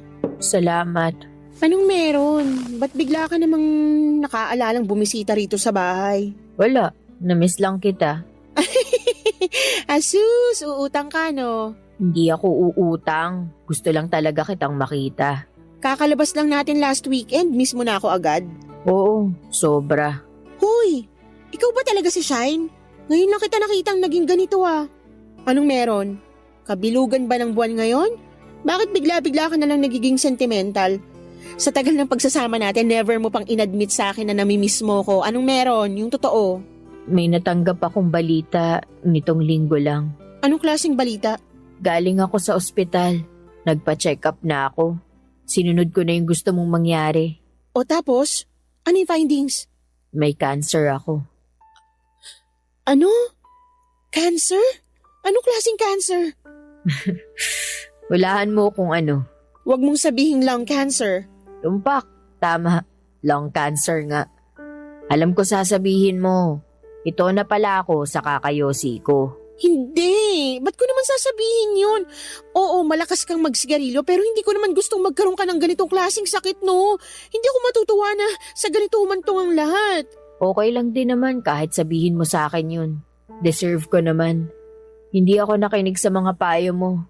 Hindi ko sinunod yung mga paalala mo na itigil ko na tong bisyo ko. Heto ako ngayon, may tumor na sa baga. Gaano kalala? Maliit lang daw. Stage 1 yung cancer kaya pwede pang labanan. Ay, mabuti naman. So anong gagawin mo? Anong sinabi ng doktor? Paano yan magagamot? Sandali, isa-isa lang. Curable naman daw tong sakit ko. Talaga? Oo, ang sabi ng doktor ko, pwede ako magpakimo para lumiit yung tumor pero mas maganda raw na operahan na lang agad para mawala na totally yung bukol. So, magpapa-opera ka? Kung gusto ko pang mabuhay, oo, magpapa-opera ako. May schedule na ba? Kailan ka magpapa-opera? Wala pang date eh. May ilang tests pang chinecheck yung doktor ko. Pero sabi niya, as soon as possible daw. Dapat. Operahan na yan agad. Baka kumalat pa. Ay, mabuti na lang. Nakita niyo to ng mas maaga. Sabi ko kasi sa'yo noon magpa-check up ka na. Hindi na kasi normal yung ubo noon. Sana nga, hindi na lang ako nagpa-check eh. Para tuloy biglang nataningan yung buhay ko. Last week lang, ang saya-saya ko. Ang dami kong plano. Tapos ngayon, parang binagsakan ako ng mabigat na bato. Ano ka ba? Mas mabuti nga yung nalaman mo agad ngayon kaysa nalaman mo kung kailan huli na ang lahat. Ay, grabe bumawi ang mundo, no? Hindi ko inalagaan ng maayos tong sarili ko kaya ganito yung nangyari eh. Grabe man ang palang kapalaran. Ganito yung nangyari kasi kailangan mo pang mabuhay ng mas matagal. Maaga mong nalaman ng lahat kasi siguro hindi mo pa talaga time. Kumbaga, binigyan ka ng second chance para baguhin ang mga mali, para ayusin ang lahat. Yun ay kung magiging successful ang operasyon. Sabi mo nga, maliit lang yung tumor kaya tiwala ako na kayang-kaya yung tanggalin ng mga doktor. Basta pagkatapos niya na, please lang, tumigil ka na sa paninigarilyo. Hindi na nga ako makatingin sa anumang yosi ngayon eh. Kapag nakakakita ko ng naninigarilyo, naninikip yung dibdib ko. Parang gusto kong sugurin yung tao para pigilan, pagsabihan na kung ayaw niyang matulad sa akin, itigil na niya ang paghit-hit. Ba't hindi mo ginawa? Okay ka lang? Mamaya, bugbugin pa ako. Sabihan pa akong baliw. Alam mo naman kung gaano katigas ang ulo ng mga mahilig magbisyo eh. Ako na nga lang, hindi mo naman napigilan. Kailangan talaga yung madadala ka, no? Nakakalungkot lang na kailangan pang umabot ang lahat sa ganito para lang magbago ka.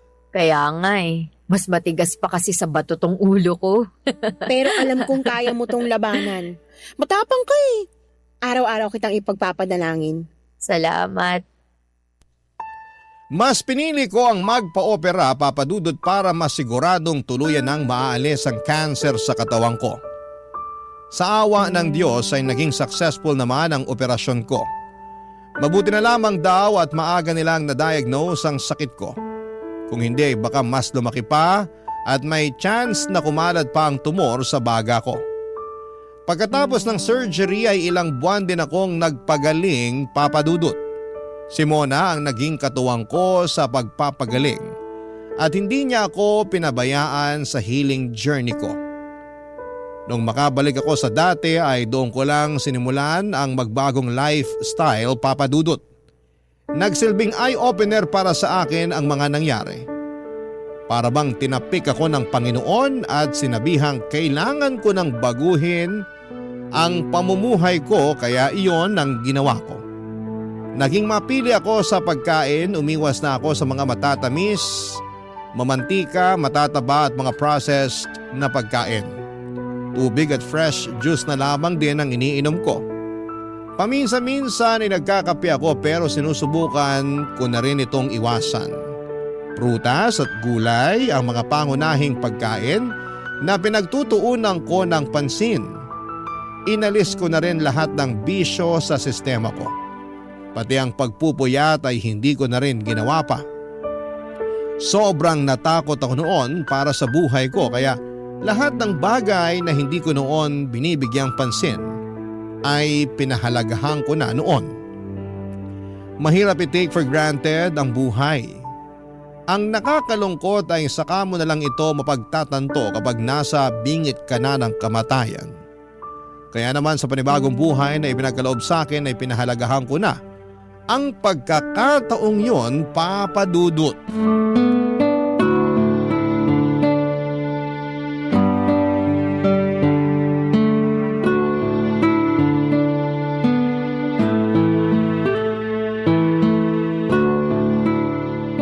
Oh, cheers!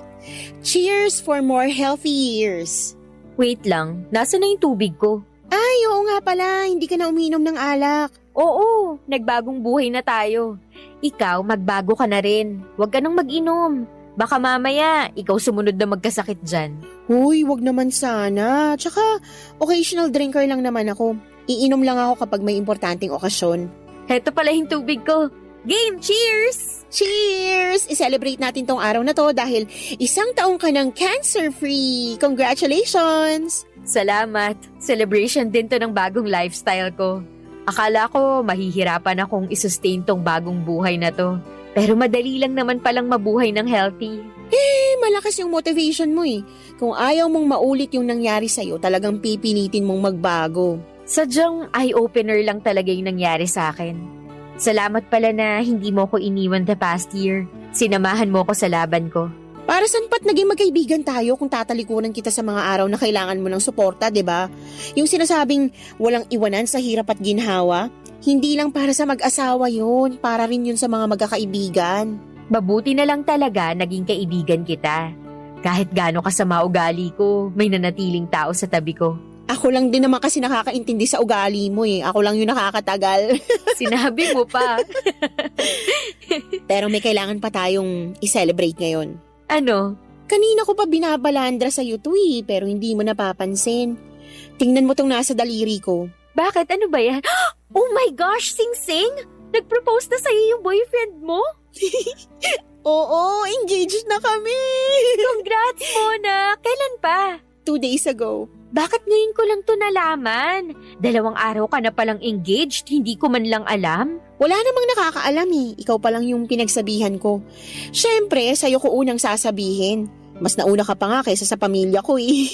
Paano siya nag-propose? Ginawa ba niya yung long-time fantasy proposal mo? Yung luluhod siya sa harap ko habang napapalibutan kami ng red roses? Oo, yun nga. Hindi, pero mas romantic yung ginawa niya. Paano? Kwento mo dali. 2 days ago, sinundo niya ako sa work. Nag-mall kami, kumain sa restaurant, tapos binili niya ako ng dress. Dress? Para saan naman yung dress? Magpo-photoshoot daw kami para sa anniversary namin. Teka, next week pa yung anniversary nyo, di ba? Oo, gusto daw niyang mag-post ng picture naming dalawa kaya naisipan niya magpa-photoshoot. Then, pagka-uwi namin sa apartment niya, nakaayos na lahat. May mga flower, may kandila, may balloons pa. Siyempre, photoshoot nga kaya expected ko na may props, 'di ba? Hindi ko alam, proposal na pala yung nangyayari. Paano nga siya nag-propose during photoshoot? Oo, nakailang takes na kami nung sinabi niya. Gusto raw niya akong kunan ng nakatalikod. Eh di, tumalikod ako. Pagtalikod, wala akong mantay na flash ng camera. Pagharap ko, nakaluhod na siya tsaka may hawak ng singsing. Oh my gosh! Kinikilig ako! Ang nakakatawa, hindi pa man siya nagsasalita. Umiiyak na siya. As in? Oo. Hindi na nga niya nasabi yung speech na ilang araw na daw niyang prinactice eh. Ang nasabi na lang niya, will you marry me? Dahil sa sobrang kaba. Sana all ikakasal na. Gawin mo akong maid of honor ha. Kung hindi, magtatampo talaga ako. Sino pa bang magiging maid of honor ko kundi ikaw? Kaya nga nalampasan mo yung cancer mo eh, kasi magiging maid of honor pa kita eh. May date na ba yung kasal? Wala pa, pero most likely this year na. Agad-agad? Ba't pa namin patatagalin? Eh sa edad kong to, wala na akong kailangang antayin pa. Ano pang ginagawa mo? Eh di magplano na tayo ng kasal. Ngayon na? Bakit naman hindi? Simula noon ay sunod-sunod na ang mga magagandang bagay na nangyari sa buhay ko. Para bang simula noong binago ko ang pananaw ko sa mundo ay naging maganda na rin ang pasok ng mga bagay-bagay sa buhay ko. Kaso nga lang, kasabay nito ay nawalay sa akin ang isa sa mga pinakamahalagang tao sa buhay ko. Si Mona. Understandable naman Papa Dudut na hindi forever mananatili sa tabi ko si Mona bilang kaibigan. Tatanda rin kami at magkakaroon ng kanya-kanyang pamilya, kanya-kanyang buhay kung saan ay hindi na namin kakailanganin pa ang isa't isa. Noong ikinasal si Mona sa kanyang asawa at bumuo sila ng sarili nilang pamilya, ay unti-unti kami nagkaroon ng falling out. Naging busy ako noon sa bago kong buhay, samantalang naging busy din siya sa bago niyang mundo. Magkaibigan pa rin naman kami, nakakapag-usap pa rin kami maya't maya at nagkikita kapag may mga importanteng okasyon sa buhay namin. Pero hindi na ito katulad ng dati, Papa Dudut. Siguro'y ganon talaga ang buhay. May mga taong ganon man kaimportante para sa atin ay mawawalay din sila mula sa atin at maintindihan ko naman yon. Sa mga sumunod na taon ay tuluyan nang tumigil ang ugnayan namin ni Mona, lalo na noong lumipat na siya sa Rizal. Saka ko na lang noon naramdaman ang kawalan ni Mona noong isang masamang balita na naman.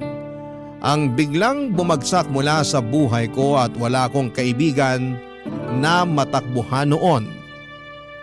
Papa Dudut, pagkalipas kasi ng 5 taon, ay muli akong nakaramdam ng mga sintomas ng lung cancer. Ang sakit na minsan ko nang tinalo at nilabanan. Barangay Love Stories. Barangay Love Stories. Kinumpirma ng sarili kong doktor ang pagbabalik ng cancer sa katawan ko, Papa Dudut. Sa pagkakataong yun ay hindi katulad noong naunang findings. Mas aggressive na raw ang cancer sa lungs ko. Noong panahong yun ay feeling ko ay tinaydor ako ng mundo. Alam kong ginawa ko ang lahat para baguhin ang buhay ko. Ginawa ko ang lahat para maging healthy ako sa nagdaang taon, pero sa huli bumalik pa rin ang cancer. Noong nalaman ko ang balita ay agad akong naghanap ng makakaramay. Nalungkot at nagulat ang mga kamag-anak ko noong nalaman nilang bumalik ang cancer ko. Pero ang pakikiramay at pag-comfort nila sa akin ay hindi naging sapat. Naisip kong i-message si Mona para kumustahin siya. Noong time na yon at halos 2 taon na rin kaming walang contact sa isa't isa. Ang huling message ko sa kanya ay noong binati ko siya ng happy birthday. Ilang araw bago ako nakatanggap ng reply mula kay Mona at noong nalaman niyang may dala akong masamang balita, pinagalitan niya ako. Dahil hinala niya ay bumalik na naman ako sa paninigarilyo. Pero nung sinabi ko na never ako nagyosi simula noong nagka-cancer ako, ay sa kanya ako inimbita sa bahay nila. Matagal na panahon na akong hindi nakakadalaw sa bahay nila Mona. Ang huli ay noong nanganak ito bago pa nagka-pandemic. Bumiyahe ako papunta sa Rizal para muling makita ang kaibigan ko. Pero nagulat ako nung nakita ko ang itsura ni Mona na ilang taong ko nang hindi nasisilayan, Papa Dudut.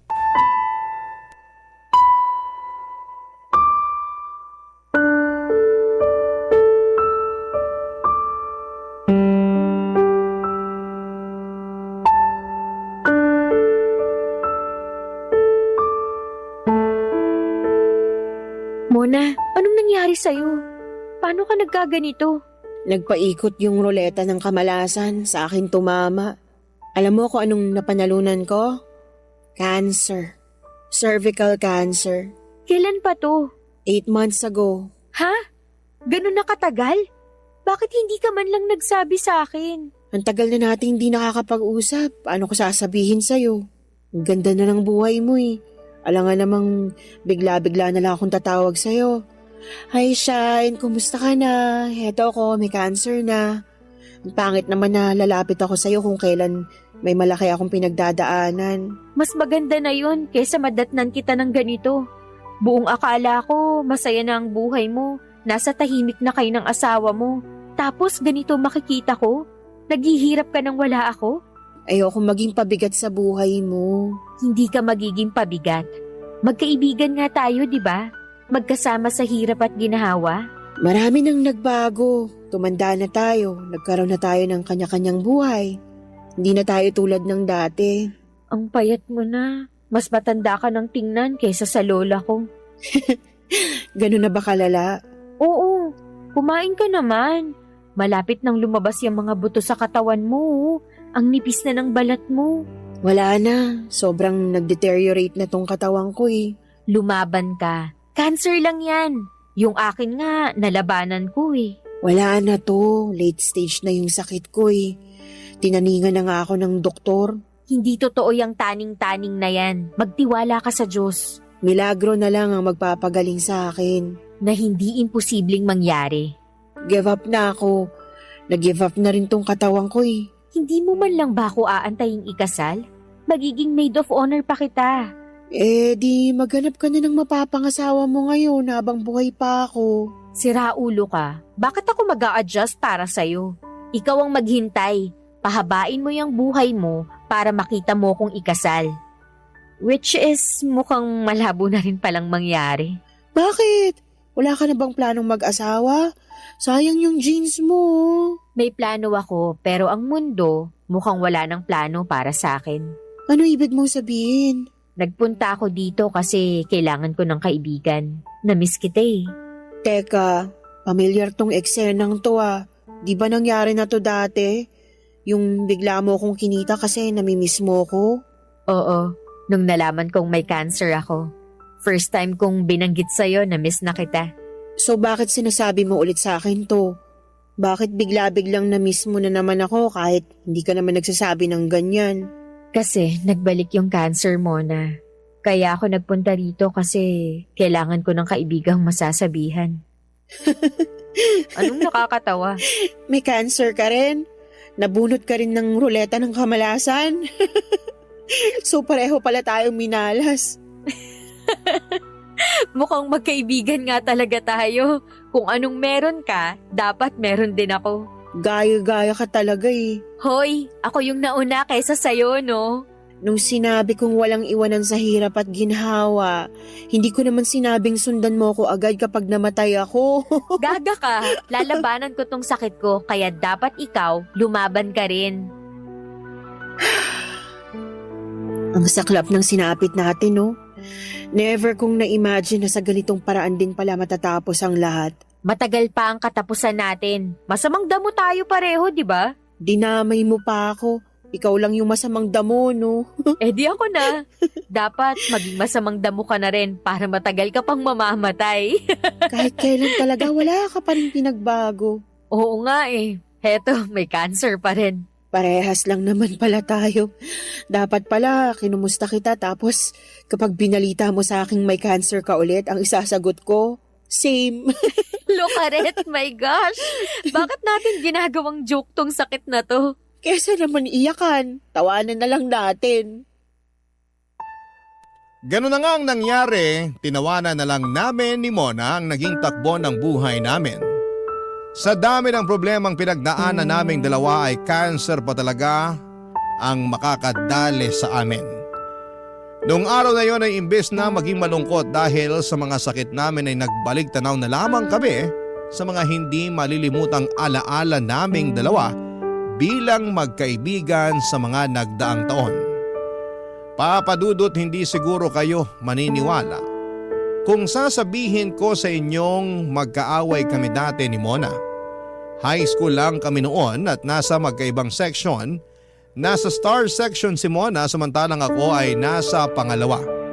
Pangarap ko noong mapunta sa star section kaya ginawa ko ang lahat para tumaas ang grado ko. Sinasalihan ko ang lahat ng extracurricular activities sa eskwelahan at karaniwan si Mona ang mga nakakalaban ko. Pero dahil mas matalino siya kesa sa akin, ako ang laging talunan. Naging insecure ako sa kanya pero hindi ko alam na insecure din pala siya sa akin. Dahil mas magaling ako sa ibang activities katulad ng sports at pagsayaw. Minsan na rin kami naglaban sa pageant at tinalo ko siya. Simula noon ay nagkaroon na kami ng kompetisyon mula sa isa't isa. Nagkahiwalay ang landas namin after high school hanggang sa muli kaming magkita makalipas ang halos 10 taon. Naging magkatrabaho kami sa isang hardware company kung saan nagkaroon kami ng power tripper na boss. Kung noong high school ay magkaaway kami sa trabaho ay naging magkakampi kami ni Mona laban sa boss naming sinto-sinto. Doon na nga po nagsimula ang pagkakaibigan namin at simula noon ay naging katuwang namin ang bawat isa sa mga pagsubok na dumating sa buhay namin at ang pinakamalala na sigurong pagsubok para sa amin ay ang pagkakaroon ng cancer, papadudot.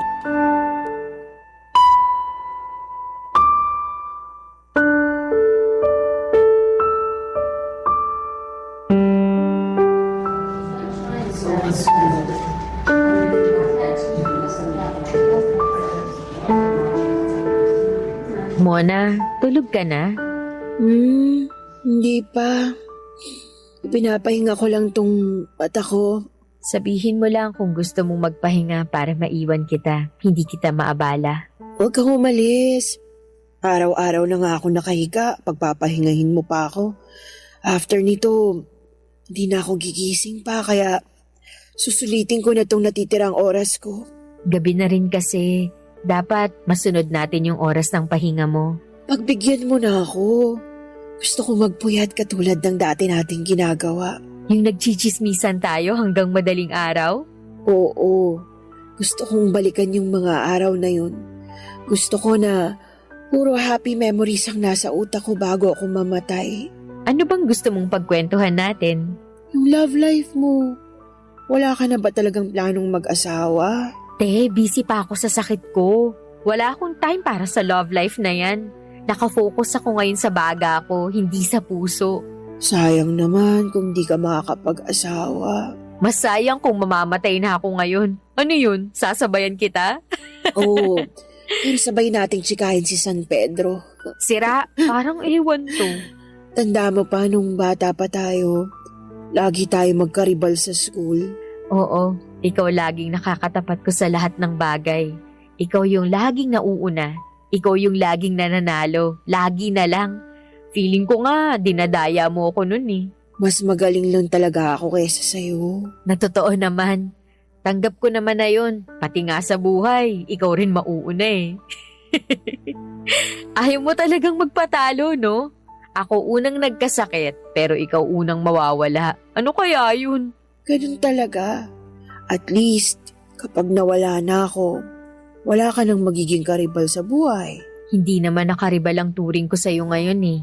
Simula nung naging magkaibigan tayo, kapatid na ang naging turing ko sa'yo.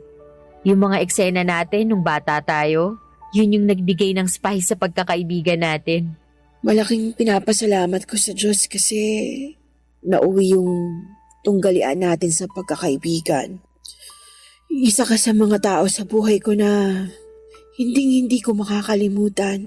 Ako rin naman, malaki ang naging parte mo sa buhay ko na kung hindi ka dumating, paniguradong hindi ako magiging buo.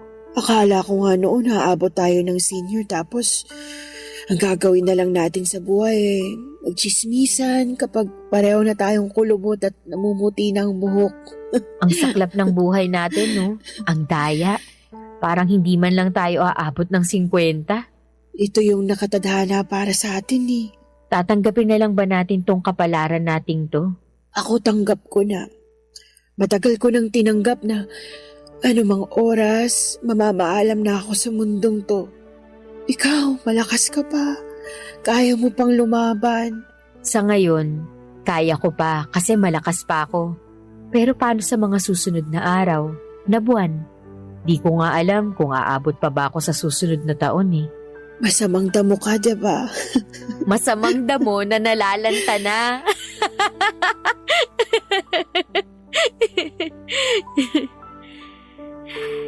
Mamimiss kita, Mona. Ako rin. Mamimiss ko yung mga araw na sobrang active pa tayo na para bang napakaliwanag ng future nating dalawa. Hindi man ako pinalad ngayon. Sisiguraduhin kong sa susunod na buhay ko, aabot ako ng 90. 90 lang? Isagad mo na hanggang 100 para may incentive ka. Oo, ano? Ito na ba yung moment para magpaalam na tayo sa isa't isa? Huwag muna. Marami pa tayong pagkukwentuhan sa mga susunod na araw. Hindi ko hawak ang oras ko kaya mas maganda yung nagpapaalam na ako. Baka mamaya sa eulogy ko, banggitin mo na di man lang ako nagpaalam sa'yo kaya magpapaalam na ako sa'yo ngayon pa lang. Ang pangit naman nung magpapaalam. Ano pa dapat? Kita-kits na lang. Kita-kita na lang tayo sa kabilang buhay. Di kita-kits. Pero wag mong madaliin ha. Mahaba naman pasensya ko eh. Maaantay kita doon kahit gaano pa katagal na manatili ka dito sa mundo. Promise mo sa akin na lalabanan mo tong sakit mo katulad nung dati. Oo, promise. Promise yan ha. Mumultuhin talaga kita kapag sumunod ka agad sa akin. Oo, promise nga. Isang buwan matapos ang pag-uusap namin yon ni Mona ay tuluyan nang bumigay ang katawan nito, Papa Dudut. Noong ko napagtanto na sobrang bilis din pala ng panahon. Tandang-tanda ko pa noong una kong nakita si Mona, 12 years old lamang ako noon. Maliit siyang babae, maikli rin ang buhok, tahimik pero palaban. Hindi ko inaasahan na ang matalino, mabait at masiyahing si Mona ay hindi man lang aabot sa 50. Hindi ko nga rin alam kung maging ako ay aabot din sa ganong edad. Pero sa kabutihang palad ay gumana naman ang mga treatment ko sa tulong ng chemo ay nalampasan ko ang taning na ibinigay sa akin ng mga doktor.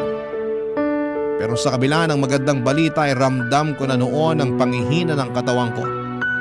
Hindi na ako katulad ng dati at hindi ko na nagagawa ang mga bagay na araw-araw kong ginagawa noon. Papadudod kung ako ang tatanungin ay hindi na ako natatakot mamatay. Ilang taong ko na rin pinaghandaan ang pagdating ng araw na yon, kaya kung sakali mang dumating ang araw kung kailan kailangan ko nang ibigay, ang huli kong hininga ay ibibigay ko ito ng kusa. Hindi ako natatakot mamatay dahil alam kong may best friend akong naghihintay sa akin sa kabilang buhay. Tanggap ko man ang paparating na kamatayan, hindi pa rin naman ako nawala ng pag-asa. Nagpatuloy ako sa paglaban sa sakit ko dahil alam kong ito ang gustong mangyari ng mga taong nagmamahal sa akin. Ang lumaban ako. Kaya hanggat tumitibok pa ang puso ko ay hindi ako titigil sa pagpapatuloy ng buhay. Hindi ko alam kung hanggang kailan ang itatagal ng buhay na pinahiram sa akin. Pero hanggat nabubuhay ako ay gagamitin ko ang nalalabing oras ko sa mundong ito para makatulong, magbigay ng inspirasyon at magbahagi ng kabutihan sa kapwa ko. Maraming salamat po Papa Dudut and more power sa inyong programa. Ang inyong forever, kapuso at kabarangay, araw-araw, Shine.